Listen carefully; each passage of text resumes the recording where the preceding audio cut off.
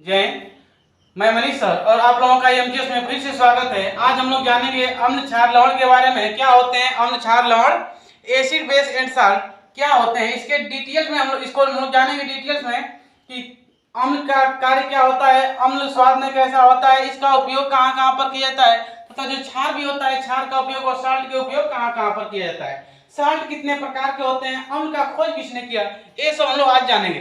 तो सबसे पहले हम लोग जानेंगे अम्ल के बारे में। अम्ल अम्ल को दूसरे नाम में हम लोग जानते हैं, दूसरे भाषा में तेजाब के नाम से, तेजाब, तेजाब। एसिड भी कह लेंगे, इंग्लिश में क्या कहेंगे हम लोग, एसिड। यह जो अम्ल होता है, अम्ल का खोज सबसे पहले किए थे बर्टीले नामक वैज्ञानिक ने। बर्टीले नामक वैज्ञानिक ने खोज किए थे। यह अम्ल का हम लोग गुण समझेंगे। अम्ल को पहचान किसे कर सकते हैं, जो अम्ल होता है अम्ल, यह स्वाद में होता है खट्टा। कैसा होता है, खट्टा। स्वाद जो होता है अम्ल का, स्वाद खट्टा होता है। अम्ल स्वाद में खट्टे होते हैं। ये जो अम्ल होते हैं इसका पीएच मान 7 से कम होता है। जो पीएच इसका मान होगा, पीएच मान उस 7 से कम होगा। पीएच मान इसका क्या होगा, 7 से कम। अम्ल स्वाद में खट्टे होते हैं, इसका पीएच मान 7 से कम होता है। यह नीले लिटमस पेपर को लाल कर देते हैं। नीला यदि लिटमस पेपर लिए हैं, नीला लिटमस पेपर, तो नीला लिटमस पेपर को कैसा कर देंगे, लाल। अब इसको आप लोग समझने के लिए कह सकते हैं, जैसे किसी व्यक्ति पर यदि कोई अम्ल छिड़क दिया, चाहे कोई शर्ट वर्ट खरीदा है, यही शर्ट है, यदि इसी पर कोई बैटरी का पानी गिरा दिया तो बैटरिया के ऊपर यहाँ एक प्रकार का अम्ल है, यदि अम्ल गिर गया तो कोई गुस्सा से कैसा हो जाएगा, लाल होगा या नीला, गुस्सा से एकदम लाल हो जाएगा ना, ठीक। तो ये अम्ल जो होता है नीला लिटमस पेपर को कैसा कर देता है, लाल। हम लोग नीले लिटमस पेपर को लाल कर देते हैं। स्वाद में खट्टे होते हैं, इसका पीएच मान 7 से कम होता है। जो अम्ल होता है अम्ल, यह धातु से अभिक्रिया करके, जब अम्ल करेगा धातु से अभिक्रिया, अम्ल प्लस धातु, अम्ल धातु से अभिक्रिया करने के बाद हाइड्रोजन गैस बाहर निकालता है। हाइड्रोजन गैस बाहर निकालता है। यानी अम्ल जब धातु से, किसी भी धातु से अभिक्रिया करेगा तो यह हाइड्रोजन गैस निकालता है बाहर, अर्थात अम्ल में हाइड्रोजन होता है। बात यही है ना, जब किसी के पास कुछ रहेगा नहीं तो निकालेगा क्या, तो अम्ल में हाइड्रोजन रहेगा तभी, तो इसको हम कह सकते हैं अम्ल में हाइड्रोजन गैस होता है। अम्ल में हाइड्रोजन गैस होता है। तो ये हो गया कि अम्ल किसी भी धातु से अभिक्रिया करते हैं तो ये हाइड्रोजन गैस का निर्माण करते हैं, हाइड्रोजन गैस का त्याग करते हैं, हाइड्रोजन को निकालते हैं। इसका मतलब कि जो अम्ल होता है अम्ल में हाइड्रोजन गैस होता है। अब इसको हम लोग एग्जांपल से ही समझ लें। जैसे अम्ल ले ले, हम लोग HCl ले लेते हैं। HCl ये हो गया हमारा हाइड्रोक्लोरिक अम्ल। हाइड्रोक्लोरिक अम्ल के साथ यदि मिला दे सोडियम, ये हो गया सोडियम। सोडियम एक प्रकार का धातु है, यह चमकीला धातु है, बहुत ही नरम धातु है, जिसे चाकू से काटा भी जा सकता है। तो यह हो गया कि अम्ल के साथ जब किसी धातु से अभिक्रिया कराते हैं तो यह हाइड्रोजन गैस का त्याग करता है। बनाएगा तो जरूर कुछ ना कुछ किसी प्रकार का एक यौगिक बनाएगा, लेकिन यह हाइड्रोजन गैस बाहर निकाल देगा। अब देखिए यहाँ पर हमको आयन वाला जो दिख रहा है हमको, क्लोरीन, ये हो गया हाइड्रोजन, ये हो गया Cl, एक ही में है क्लोरीन। ऐसा नहीं कहेंगे कार्बन है ये L है, तो L से कौन तत्व ना है। ये हो गया क्लोरीन। क्लोरीन पे आयन कितना, माइनस है। सोडियम पे आयन कितना, प्लस है। दोनों अभिक्रिया करेगा तो ये बनाएगा NaCl। तो यह बना लिया एक प्रकार का यौगिक, ये हो गया हमारा NaCl, लवण प्लस। अब बच गया क्या चीज, H, हाइड्रोजन। तो जब भी हाइड्रोजन गैस निकलेगा तो यह अणुओं के रूप में ना परमाणुओं के रूप में ना निकलकर हमेशा निकलेगा तो अणु के रूप में बाहर निकलते हैं, ठीक। जब भी कोई गैस निकलेगा किसी भी अभिक्रिया के फलस्वरूप तो परमाणुओं के रूप में ना निकलकर जब भी बाहर निकलेगा तो किस रूप में निकलेगा, अणु के रूप में बाहर निकलता है। तो हाइड्रोजन निकल गया अणु के रूप में बाहर। अब इसका बैलेंस करना चाहेंगे तो हाइड्रोजन इधर 2 है, इधर यदि हम लोग 2 से गुणा करते हैं तो इधर क्लोरीन की मात्रा 2 हो गई, हाइड्रोजन की मात्रा 2 हो गई। हाइड्रोजन तो बराबर हो गया सोडियम। यदि धनिया भी हम लोग क्लोरीन को बराबर करने के लिए 2 से गुणा कर देते हैं तो सोडियम भी 2 हो गया, क्लोरीन भी 2, बच गया इधर सोडियम। तो अब सोडियम में इधर भी हम लोग 2 से गुणा कर देंगे, बैलेंस हो गई पूरी। तो जब कोई भी धातु किसी अम्ल से क्रिया करता है या जब कोई अम्ल किसी धातु से क्रिया करता है तो यह हाइड्रोजन गैस का क्या करता है, त्याग कर देता है। किसी भी अम्ल को धातु से अभिक्रिया कराने के फलस्वरूप वो हाइड्रोजन गैस का त्याग कर देता है। यहां तक समझ में आया आप लोगों को, ठीक। चलिए अगला और एग्जांपल हम दे लेते हैं। जैसे H2SO4, H2SO4, यदि इसको हम लोग, अम्ल है H2SO4, अब इसका यदि अभिक्रिया करा ले हम लोग जेडियन से, जब जेडियन से अभिक्रिया कराएंगे तो अब देखिएगा क्या बनाएगा। यह तो हो गया H2SO4 अम्ल हो गया, सल्फ्यूरिक अम्ल, और ये हो गया जिंक। जब इन दोनों का हम लोग अभिक्रिया कराएंगे तो अब क्या होगा कि जो जेडियन है, जेडियन पर आयन कितना होता है, जिंक पर आयन कितना होता है बताएंगे आप लोग। जिंक की संयोजकता बताइए, जिंक की संयोजकता बताएंगे आप लोग, कितना होगा संयोजकता, जल्दी से बताएं। +2। चलिए संयोजकता हो गया इसका 2, और SO4 का कितना होता है -2। SO4 पे आयन हो गया -2, इसका -2, इसका +2। जब ये दोनों आपस में अभिक्रिया करेंगे तो क्या बनाएंगे, एक प्रकार का अभी सामान्य लवण बनाएंगे, तो बनाएगा JDnSO4। और अभिक्रिया कराते समय हमेशा आप लोग ध्यान देंगे, जब भी कोई उत्पाद का निर्माण होगा तो जो पॉजिटिव वाले पदार्थ होंगे, पॉजिटिव जिस पे आयन होगा उसको हम लोग सबसे पहले लिखेंगे। यह नहीं कि इसको हम लोग लिख दें SO4JDn, यह जो SO4JDn है तो SO4 पे किसका आयन था, माइनस का, ये हो जाएगा गलत। ठीक, तो ये जब गलत हो जाएगा तो इसको हम लोग इसे ना लिखेंगे, जब भी लिखेंगे तो JDnSO4 लिखेंगे। ये हो गया JDnSO4। JDnSO4 से अभिक्रिया किया तो बना लिया JDnSO4।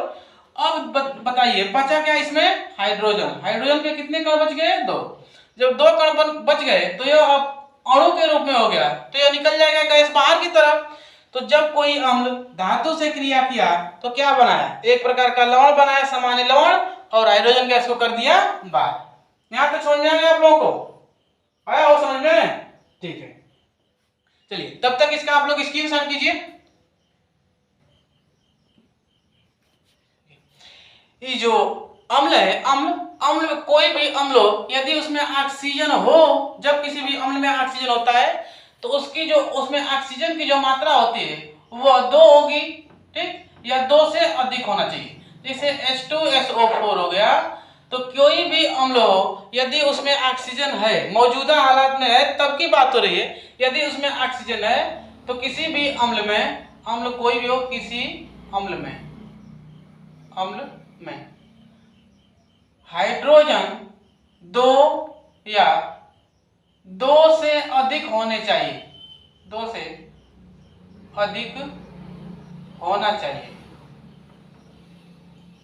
ठीक, यदि कोई भी अम्ल हो तो उस अम्ल में हाइड्रोजन की जो मात्रा होगी 2 होगा या 2 से अधिक होगा, 50% से ज्यादा, 50% से ज्यादा। हमेशा ऑक्सीजन की मात्रा 50% से ज्यादा होना चाहिए। अब बताइए मैं, CO, यदि किसी भी यौगिक के साथ हम लोग CO मिलाते हैं तो ये क्या अम्ल बना लेगा, नहीं बनाएगा। कार्बन की जो मात्रा है वो बराबर, ऑक्सीजन की जो मात्रा है वो लेवल में इसके बराबर में है, तो ये हो जाएगा गलत। देखिए जो ये ऑक्सीजन की मात्रा होती है, तो जब किसी भी यौगिक में ऑक्सीजन की मात्रा 2 लेवल से, अर्थात संख्याओं में 2 कणों से जब अधिक होने लगती है तो यह ज्वलन उत्पन्न करने लगती है। जैसे जब कोई भी कोको कोला हो, ठंडा हो, कोई भी ठंडा होता है तो उसमें कार्बन डाइऑक्साइड मिलाया जाता है। जब मिलाया जाता है कार्बन डाइऑक्साइड तो ये देखिए कार्बन 1 और ऑक्साइड, डाइऑक्साइड यानी 2 ऑक्साइड, ये हो गए ऑक्साइड। ये जो ऑक्साइड की मात्रा है इसमें डाइऑक्साइड बोला जा रहा है, तो ऑक्सीजन की संख्या कितना हो गया, 2। SO4, H2SO4 में SO4 मिला ना, तो SO4 ऑक्सीजन की संख्या 4 हो गया, 4 ना, यानी 2 से अधिक है। तो यह जो है क्या बना लेंगे, अम्ल बना सकते हैं कि ना, बना सकते हैं। यही ऑक्सीजन अधिक होने के कारण, जब यही ऑक्सीजन अधिक हो जाता है किसी भी पेय पदार्थों में मिलाते हैं तो ज्वलन उत्पन्न होता है। जब कोई भी ड्रिंकिंग करते हैं, जैसे पेप्सी ले लें, कोका कोला, जो भी हो, तो किसी को भी पिएंगे तो हल्का ज्वलन उत्पन्न होता है ऑक्सीजन के कारण। ठीक, वो ऑक्सीजन कार्बन के साथ मिला है, लेकिन इस ऑक्सीजन की संख्या कितना है, कार्बन से 50% अधिक है। ठीक, यहां तक समझ में आप लोगों को। चलिए आगे हम लोग देखते हैं। यह तो हो गया कि प्रत्येक जितने भी अम्ल हो गए, अम्लों में ऑक्सीजन की संख्या 2 से अधिक होना चाहिए यदि ऑक्सीजन है तब। अब देखें, कई वैज्ञानिक थे, कई वैज्ञानिकों ने अम्ल के बारे में कई नियम दिए। जैसे पहला इसमें वैज्ञानिक आए आरहेनियस जब वैज्ञानिक आए तो आर्हेनियस का कहना था कि जो अम्ल होते हैं, अम्ल यह H प्लस आयन का त्याग करते हैं, अम्ल प्लस आयन का त्याग करते हैं, अम्ल H प्लस आयन का त्याग करते हैं, त्याग करते हैं। ठीक, कोई भी अम्ल होगा तो हाइड्रोजन आयनों का त्याग करता है। ऐसा बात बताए थे आर्हेनियस, यानी कि जब इसके पास हाइड्रोजन रहेगा तो उसी का त्याग करेगा। तो ये बताया कि जब ये किसी भी धातु से अभिक्रिया करेगा तो हाइड्रोजन का क्या कर देता है, त्याग। तो हाइड्रोजन आयन का ये लोग कर सकते हैं त्याग, ऐसा बात बताए थे आर्हेनियस ने। यानी कि जब कोई भी अम्ल सोडियम धातु से अभिक्रिया करता है तो लवण तो बनाएगा, लेकिन H प्लस आयन का क्या करेगा, त्याग, हाइड्रोजन अपने अंदर से बाहर निकाल देते हैं। तो अब बताइए इस बात को किसने बताया था, आर्हेनियस ने। अब इसी के बाद दो और वैज्ञानिक आ गए, दोस्त बन के आए थे, ब्रास्टेन और लैरी, ब्रास्टेन और लैरी, ब्रास्टेन और लैरी, ये दोनों दोस्त बताए कि आपस में दोस्त थे, और दोनों दोस्तों ने क्या बताया, आर्हेनियस तो बता दिया कि H प्लस आयन का त्याग करते हैं, लेकिन जब ब्रास्टेन और लैरी आए तो कहा कि जो अम्ल होते हैं ये प्रोटॉन का त्याग करते हैं। किसका त्याग करते हैं, प्रोटॉन का त्याग करते हैं, त्याग करते हैं। कोई भी अम्ल होगा तो जब किसी धातु से अभिक्रिया करेगा तो क्या करेगा, प्रोटॉन का त्याग करता है। यहां तक तो ठीक। अब इसी के बाद एक और वैज्ञानिक आए, तीसरा वैज्ञानिक, उनका नाम था लुईस। अभी लुईस ने क्या कहा, लुईस नामक वैज्ञानिक, लुईस ने कहा कि ये जो अम्ल होते हैं, अम्ल, यह अम्ल को आर्हेनियस बताया था कि H प्लस आयन का त्याग करते हैं, ब्रास्टेन और लैरी बताया था कि प्रोटॉन का त्याग करते हैं, लेकिन जब लुईस आया तो इन्होंने कहा कि यह जो अम्ल होते हैं यह इलेक्ट्रॉन का ग्रहण करते हैं, इलेक्ट्रॉन का ग्रहण, क्या करेंगे लोग, इलेक्ट्रॉन का ग्रहण करते हैं। सब लोग सिर्फ हम लोगों को पढ़ाने के लिए गोल गोल घुमा रहा था, कुछ कर नहीं रहे हैं, सब लोग एक ही बतिया बता रहा था, सब लोग कूद रहे थे आर्हेनियस के बल पर। लेकिन इस समय जो मान्यता मिली या आधुनिक मान्यता मिली है अम्ल के लिए, लुईस के नियम पर, कि जो अम्ल होते हैं इलेक्ट्रॉन को ग्रहण करते हैं। अब कैसे इलेक्ट्रॉन को ग्रहण करते हैं इसके बारे में हम लोग देखेंगे। ये हो गया लुईस, इसे मिली आधुनिक मान्यता, आधुनिक मान्यता। के नियम को, लुईस के नियम को क्या मिला, आधुनिक मान्यता। अब ये हो गया आधुनिक इसका मान्यता। लेकिन इस समय लोग कूद रहा था क्या करे, बल पर, आर्हेनियस के बल पर। अभी आर्हेनियस जन था कई बार बोल दिया भैया हाइड्रोजन आयन का त्याग करते हैं।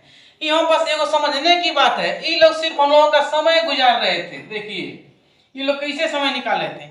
अम्ल वे पदार्थ होते हैं जो किसी भी धातु से अभिक्रिया करने के बाद क्या करेंगे, हाइड्रोजन आयन का त्याग करेंगे, हाइड्रोजन आयन का त्याग करेंगे। सोडियम आयन कैसा, पॉजिटिव हो गया, पॉजिटिव अम्ल है, एमाइन का हमको मिला हाइड्रोक्लोरिक अम्ल में क्लोरीन, क्लोरीन पर आयन कैसा दिखा हमको, माइनस का।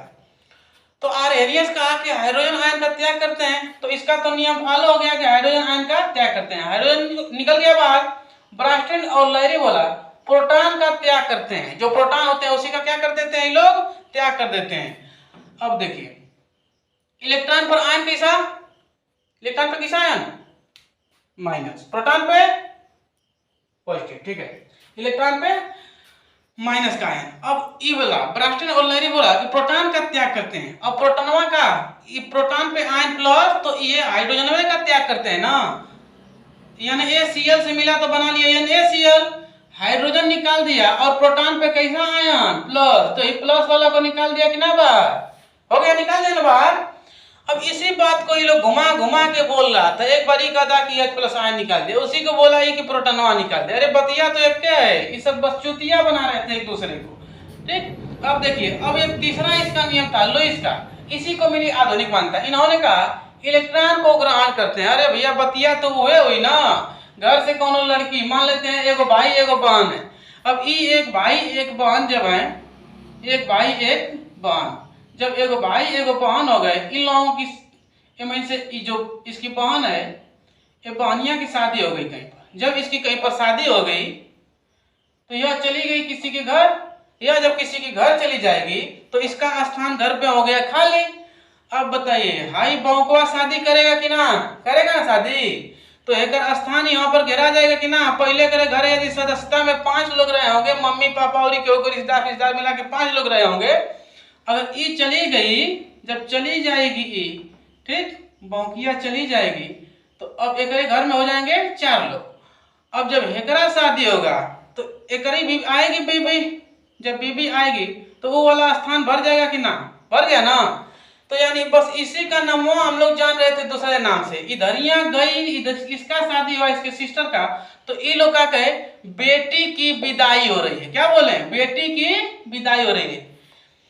जो जहाँ पे शादी हुआ होगा, जिसके घर, जो दुल्हा इसका बना होगा, उसके घर पे उसकी मम्मी कर रही होगी, बहू का आगमन हो रहा है। ये करे घर वाला बोल रहे हैं सब, बेटी की विदाई, और लड़का के घर वाले बहू का आगमन। बतिया तो एक है ना, जुटलैया का ट्रांसफर हो रहा है, ये बात ना। बस ये चली गई, इधर से एक शादी होगा तो हो सकता है एक घर से लेके चला है, सिस्टम ऐसा है, ठीक। तो एक घर से लेके चला है दूसरा को, तो ये भी हो सकता है। तो बस इसी का हुआ है ट्रांसफर। इसी बतिया को ये लोग घुमा फिरा के बता रहा था। कौन कह रहा है हाइड्रोजन आयन का त्याग करता है, कोई कह रहा है प्रोटॉन का त्याग करता है। लुईस आए बोले कि ये लोग इलेक्ट्रॉन को ग्रहण करते हैं। अब इलेक्ट्रॉन को ग्रहण करते हैं, अभी नियम समझ ले, हम इसी पर समझ सकते हैं। यह हो गया HCl, यानी अम्ल धातु से क्रिया किया, तो यह क्या, धातु से क्रिया करने के बाद देखिए ये बोले क्या, इलेक्ट्रॉन को ग्रहण करते हैं। अब इलेक्ट्रॉन को ग्रहण कैसे करते हैं, इलेक्ट्रॉन पे आयन के निशान माइनस का। अब ये वाला जाके एक इसको ग्रहण कर लेगा ग्रहण, तो ये क्या बना लिया, सोडियम, और फिर से वही बात कि प्लस आयन को निकाल दिया, तो ब्रास्टन और लेरी का फिर से नियम हो गया ना कि प्रोटॉन का करते हैं त्याग। तो बतिया तो एक ही बता रहे थे ना। तो यह हो गया हमारे अम्ल के बारे में। अब और हम लोग समझेंगे इसके बारे में, ये तो हो गया अम्ल। अब हम लोग जानेंगे क्षार के बारे में। तब तक आप लोग इसका एक स्क्रीनशॉट लीजिए। अब हम लोग जानेंगे क्षार के बारे में। क्षार क्या होते हैं, ये हो गया क्षार।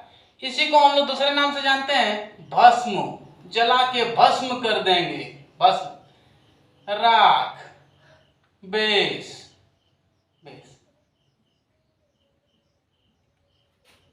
क्या हुआ, अच्छा, अम्ल पर कार्बन का प्रभाव, ठीक है, बता दे रहे हैं, अभी बता दे रहे हैं, रुकेगा थोड़ा सा, देखिएगा ये क्षार भैया बता रहे हैं, थोड़ा सा बता दें। अम्ल पर कार्बन का प्रभाव क्या होता है, अम्ल पर कार्बन का प्रभाव, बस ध्यान से देखिएगा, 1 मिनट लगेगा। ये जो अम्ल होते हैं, किसी भी अम्ल में यदि कार्बन की संख्या बढ़ जाती है, जितना कार्बन की संख्या बढ़ाएंगे अम्ल उतना कमजोर होता जाता है। ये बताइए, हम आपको विकल्प दे रहे हैं 3 ठो, HCl, H2SO4, H2SO4, 2 ठो हो गया विकल्प। तीसरा विकल्प लिखेंगे CH3CHO।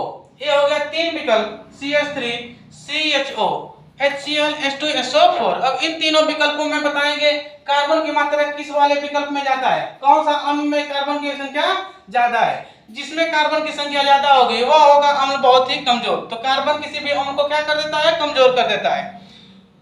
ये वाला में, अरे मैं Cl एक ही तत्व है, ये धातु हुआ ना, तो Cl एक ही में है, ये अलग से कार्बन ना है, तो ये हुआ मजबूत, कमजोर ना हुआ। H2SO4 कहाँ दिख रहा है मैं, कार्बन ये नहीं है, हाँ इसमें हमको दिख रहा है कार्बन की संख्या इधर एक, कार्बन की संख्या कितना हो गई, 2। तो सबसे कमजोर इस अम्ल इसमें कौन सा होगा, CH3CHO, ठीक। यहाँ तक समझ में आया। ये हो गया कार्बन अम्ल पर कार्बन का प्रभाव। यदि कोई भी किसी भी अम्ल पर हम लोग कार्बन का अधिक मात्रा बढ़ाते हैं तो वह अम्ल कैसा हो जाएगा, कमजोर कर देता है, ठीक है। अम्ल को कार्बन कैसा कर देगा, कमजोर कर देता है। इतना हो गया। चलिए अब हम लोग जानते हैं क्षार के बारे में कि क्षार क्या होते हैं। क्षार को हम लोग जानते हैं भस्म के नाम से, राख के नाम से, बेस के नाम से, इतना नाम से हम लोग जानते हैं। यदि किसी भी क्षार के साथ हम लोग क्या मिला दें, जलीय विलयन, जल मिला दें, क्षार के साथ क्या मिला दें, जल, तो यह बना लेता है क्षारक। क्या बना लेता है, क्षारक। क्षार के जलीय विलयन को हम लोग क्या कहते हैं, क्षारक कहते हैं, एल्कली, ठीक है, क्षारक के नाम से जाना जाता है। तो जब किसी भी हम लोग क्षार को, जब कोई भी क्षार हो, क्षार के साथ यदि हम लोग मिला दें जल, तो क्या बनाएगा, एल्कली बनाएगा, यानी क्षारक का निर्माण करता है। इतना हो गया ना, यानी राख के साथ राख को यदि पानी में घोल देंगे तो क्या बना लगेगा, ये क्षार है। यहाँ तक आई बात समझ में? ठीक। ये जो क्षार होते हैं, क्षार के अब हम लोग पहचान समझेंगे क्षार कैसे होते हैं। क्षार जो स्वाद में होते हैं, क्षार स्वाद में कैसे होंगे, तीखे, जिसको हम लोग भोजपुरी में तीता के नाम से जानते हैं, तीता, ठीक ना, तीखे, कड़वे। इनका जो पीएच मान होगा क्षार का, पीएच मान उस 7 से क्या होगा, ज्यादा। पीएच मान क्या होगा, 7 से ज्यादा, 7 से बड़ा होगा तो पीएच मान इसका 7 से ज्यादा होगा। जो क्षार होते हैं स्वाद में खट्टे होते हैं, पीएच मान 7 से ज्यादा होता है। यह लाल लिटमस पेपर को, लाल लिटमस पेपर को, लिटमस पेपर को कैसा कर देते हैं, नीला। लाल लिटमस पेपर को कैसा कर देंगे ये लोग, नीला। क्या कर देते हैं, नीला। लाल लिटमस पेपर को नीला कर देंगे। ये जो क्षार होते हैं, क्षार में हमेशा क्या पाया जाएगा, OH माइनस आयन पाया जाएगा। क्षार में क्या पाया जाएगा, OH आयन। क्षार में हमेशा OH आयन रहेगा, ठीक ना। क्षार में OH आयन का रहना आवश्यक है। यदि इसमें OH आयन एगो O एगो H, पहले O बाद में H, एक ही O एक ही H होना चाहिए, तो उसे हम लोग क्या कहेंगे, क्षार। OH आयन होना अति आवश्यक है। अब बताइए आप लोग, इनमें से क्षार कौन कौन सा है, HNO3, H2SO4, CH3CHO, CH3COOH, COOH। इनमें से बताइए क्षार कौन कौन सा, और लिख दें, ठीक है लिख दें, NaOH। बताइए तो इन 5 विकल्पों में से क्षार कौन कौन सा है, 5 विकल्पों में से क्षार कौन कौन सा है, इन 5 में से क्षार कौन कौन सा है, बताइए। एक O और एक H आना चाहिए, एक O एक H। O की संख्या भी 1, हाइड्रोजन की संख्या 1, ऑक्सीजन 1, हाइड्रोजन 1। बताइए आई, अरे इसके पहले हमको दिख रहा है O, ठीक। अब एकदम ऐसा ना कि अपनी वाली, जैसे कौन अपने मतलब बीबी से शादी हो उसको, ठीक, जिससे शादी होगा तो उस गांव के सभी लड़के अगर बीबी तो कहलाएगी ना, होकर जैसे लगेगी तो। अब तो बीबी जैसे कौन लड़की होगी तो उसको भी जाके बीबी कहेंगे, नहीं कहेंगे ना।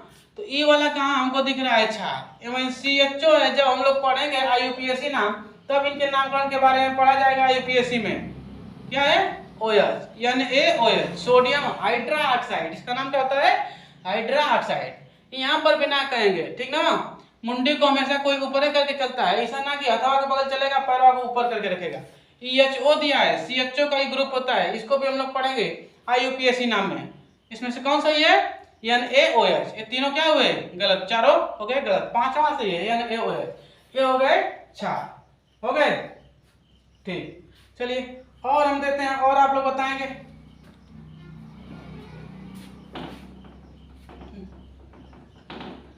बताइएगा अब अगला वाला जो विकल्प है, अगला वाले विकल्प में बताइए कि अगले वाले विकल्प में क्या होगा।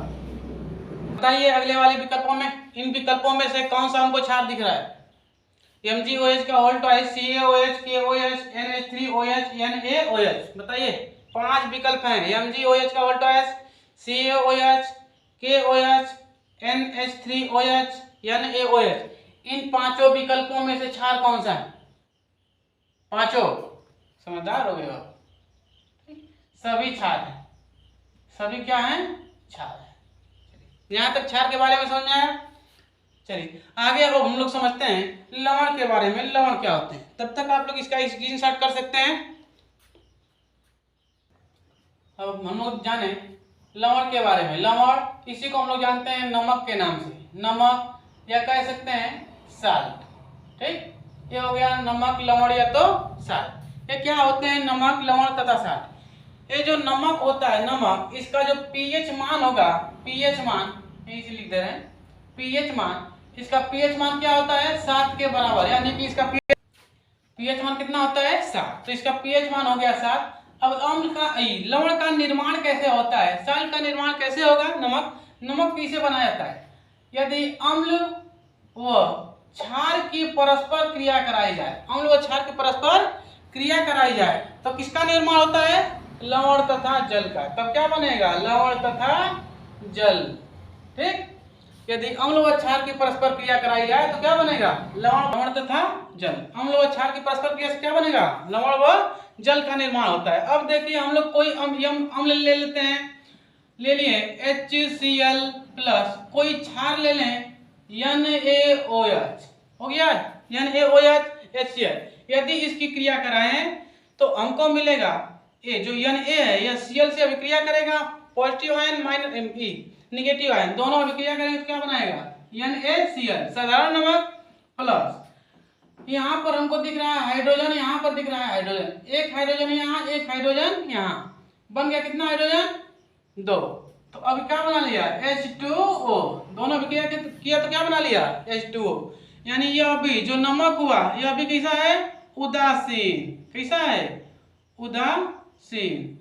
जल भी कैसा होता है? उदासीन होता है, उदासीन ना, नमकवा भी उदासीन, जल भी उदासीन। जब दोनों उदासीन हो गए तो अम्ल व क्षार की परस्पर क्रिया को हम लोग क्या कह सकते हैं? उदासीनीकरण कह सकते हैं। उदासीनीकरण, तो अम्ल व क्षार की जब परस्पर क्रिया कराई जाती है तो इस संपूर्ण क्रिया को उदासीनीकरण या न्यूट्रिफिकेशन कहा जाता है। ठीक, क्योंकि इससे जब प्राप्त हमको उत्पाद होते हैं या प्राप्त उत्पाद कैसे होते हैं? हमेशा उदासीन होते हैं, उदासीन। इसलिए इस क्रिया को हम लोग क्या कहेंगे? उदासीनीकरण। नमक भी उदासीन, जल भी उदासीन। यहाँ तक समझ में आया? ठीक, ये हो गया। अम्ल व क्षार की परस्पर क्रिया कराई जाती है तो किसका निर्माण होता है? लवण का निर्माण होता है। उदासीनीकरण भी समझ में आया आप लोगों को? अम्ल व क्षार की परस्पर संपूर्ण क्रिया को हम लोग उदासीनीकरण कहते हैं क्योंकि इससे प्राप्त उत्पाद हमेशा उदासीन होते हैं। अंडरस्टैंड? चलिए अब हम लोग समझते हैं लवण के प्रकार। लवण कितने प्रकार के होते हैं? लवण के प्रकार, ये जो लवण के प्रकार होते हैं, लवण कई प्रकार के होते हैं। लवण 6 प्रकार के होते हैं। कितना प्रकार के? 6 प्रकार के होते हैं लवण। लवण जो होते हैं भैया कई प्रकार के होते हैं? 6 प्रकार। इस लवण में हम लोग पहला जानेंगे सामान्य लवण, क्योंकि हम लोगों को कॉम्पिटिटिव एग्जाम देखना है तो कॉम्पिटिटिव में कौन ज्यादा करके पूछता है उसी को हम लोग समझेंगे। तो जो लवण के प्रकार होता है इसमें पहला होता है सामान्य या साधारण लवण। सामान्य या साधारण लवण। ये जो सामान्य व साधारण लवण होते हैं इनमें केवल 2 ही तत्व मिले रहते हैं, जैसे NaCl सोडियम और क्लोरीन दोनों मिला के क्या बना लिए? सोडियम क्लोराइड बन गया ना। अगला MgCl2 मैग्नीशियम क्लोराइड। ठीक, तो यह जब सामान्य होगा तो इसे हम लोग क्या कहेंगे? साधारण या तो सामान्य लवण। दूसरा हम लोग समझेंगे द्विक लवण, द्विक या द्विव लवण। द्विक को द्विव के नाम से भी जानते हैं, द्विक लवण। डाइसाल्ट, डाइसाल्ट को कैसे होगा? ये डाइसाल्ट कैसे होगा? डाइसाल्ट का मतलब 2 साधारण नमक जब एक ही में मिले हों तो इस प्रकार के नमक को हम लोग क्या कहेंगे? द्विक लवण। ठीक है, डाइसाल्ट। जैसे इसका बहुत ही इंपॉर्टेंट एग्जांपल होता है फिटकरी। फिटकरी इसका बहुत ही इंपॉर्टेंट एग्जांपल। फिटकरी का फार्मूला K2SO4 Al2SO4 का होल थ्राइस इनटू 24H2। हमको दिखा K2SO4 भी एक प्रकार का लवण है, AlSO4 का थ्राइस भी एक प्रकार का लवण है। तो जब 2 लवण एक ही में मिले हैं तो इसे हम लोग क्या कहेंगे? द्विक लवण। द्विक लवण दोनों एक ही में मिले होते हैं। तीसरा हम लोग जान जाएंगे जटिल लवण। जटिल लवण, जटिल लवण। ये जो जटिल लवण होते हैं, जटिल लवण कैसे होते हैं? ये जो जटिल लवण होते हैं यह हमेशा देखेंगे तो कोष्टक में बंद होते हैं। किसे बंद होते हैं? कोष्टक में बंद होते हैं। हमेशा इसमें देखेंगे तो बड़ा वाला कोष्टक लगा रहेगा। तो जो जटिल लवण होगा इसको सामान्य बस पहचान सकते हैं कि इनके जो बाहर होगा वो क्या लगा होगा? बड़ा कोष्टक लगा होगा, बड़ा कोष्टक। ठीक, कोई भी लवण होगा तो कैसा होगा? ये जैसे जटिल लवण आ गया कोई तो इसमें जटिल लवण में हमेशा बड़ा जो क्या बोलते हैं, बड़ा कोष्टक हमेशा इसमें लगा रहेगा। ठीक, यहाँ तक आप लोगों को समझ गया। और इसके हम लवण के प्रकार बता दे रहे हैं। पहला सामान्य लवण, द्विक लवण, जटिल लवण, अम्लीय लवण, क्षारीय लवण। ठीक, कितना हो गया? 5। अम्लीय लवण, क्षारीय लवण, द्विक लवण, सामान्य लवण, मिश्रित लवण हो गए 6। तो लवण के कितने प्रकार हो गए 6। यहाँ तक आप लोगों को समझ में आ गया। चलिए पीएच मान के बारे में हम अगले वीडियो में बता चुके हैं। इसके पहले वाला जो वीडियो था उसमें हम लोग पीएच मान के बारे में डिटेल से जान चुके हैं। इसके बीच हम लोग पीएच मान को नहीं लाएंगे। ठीक है, यहाँ तक समझ में आया। अब हम लोग अगले वीडियो में मिलेंगे अगले टॉपिक के साथ। तब तक के लिए जय हिंद।